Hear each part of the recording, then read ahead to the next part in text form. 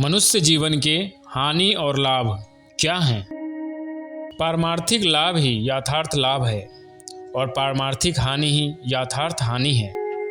अतः जहाँ लौकिक लाभ पारमार्थिक लाभ का विरोधी हो, वहाँ लौकिक लाभ का मोह त्याग कर पारमार्थिक लाभ की रक्षा करनी चाहिए। इसी प्रकार जहाँ पारमार्थिक लाभ में लौकिक हानि हो, वहाँ पारमार्थिक लाभ के लिए लौकिक हानि को सहर्ष स्वीकार कर लेना चाहिए। लौकिक हानि लाभ से आत्मा के पतन उत्थान का, अपने आप के बंधन मोक्ष का कोई संबंध नहीं है, परंतु पारमार्थिक हानि तो अर्थ ही है आत्मा का पतन, जीवात्मा के बंधन की और भी दृढ़ता, तथा पारमार्थिक लाभ का अर्थ ही है आत्मा का उत्थान, जीवात्मा की मुक्ति की ओर अग्रसरता।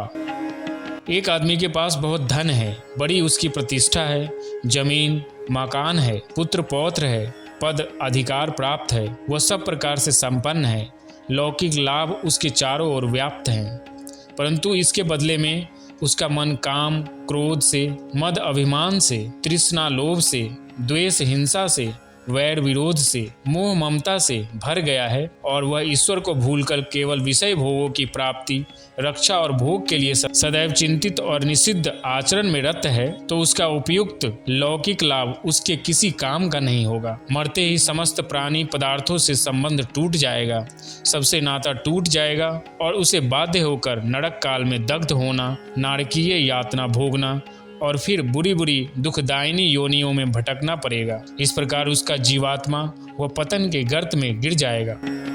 यदि एक मनुष्य संसार की दृष्टि में अभावपूर्ण जीवन बिता रहा है, धन मान प्रतिष्ठा प्रशंसा पुत्र परिवार मित्र सुहृदय जमीन मकान पद अधिकार सभी से वंचित है, बल्कि शरीर निर्वाह के लिए भी जिसके पास धन नहीं है, परंतु जिसका हृदय संतोष क्षमा विनय विनम्रता सहिष्णुता तितिक्षा प्रेम सेवा सुहृदयता सहानुभूति मैत्री करुणा विवेक वैराग्य से पूर्ण है और जो भागवत प्राप्ति के लक्ष्य से भगवत भजन एवं भगवत सेवा को ही जीवन का स्वरूप मानकर नित्य निरंतर भगवत प्रीति कारक दैवी गुणों के अर्जन रक्षण और आचरण में लगा हुआ ईश्वर की ओर बढ़ रहा है, उसका उपयुक्त लौकिक हानि या लौकिक प्राणी पदार्थों के अभाव से कोई संबंध नहीं है। वह निश्चय ही परम कल्याण रूप भगवान को प्राप्त करेगा। इस प्रकार उसको मानव जीवन की सच्ची सफलता प्राप्त होगी।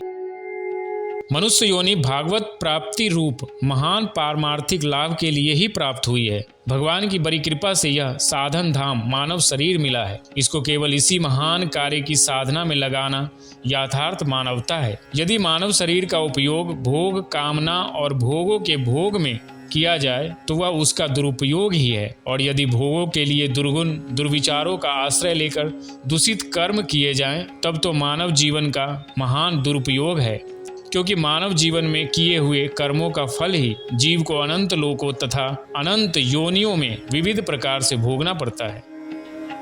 जीव जब तक मनुष्य योनि में नहीं आता तब तक तो वह अपने पूर्व मानव जन्मकृत भोगों को भोगकर कर्म ऋण से क्रमशः मुक्त होता रहता है, पर मानव शरीर प्राप्त करके यदि भगवत प्राप्ति के साधन में नहीं लगता और भोग प्राप्त्यर्थ सत्कर्म करता है, तो उसे जन्म मरण के चक्र में परे रहकर सत्कर्मों के फलस्वरूप विविध लोकों तथा योनियों में लौकिक सुख मिलता है, भागवत प्राप्ति नहीं होती। यह उसकी महान हानि होती है। मानव जीवन का सदुर्लभ अवसर हाथ से चला जाता है, और यदि वह मानव शरीर में दुष्कर्म करता है तब तो उसे विविध प्रकार की भीषण नरक यंत्रणा और विविध जघन्य योनियों में जन्म लेकर अपार कष्ट भोगना पड़ता है। इससे अच्छा था कि वह मानव शरीर ही प्राप्त न करता।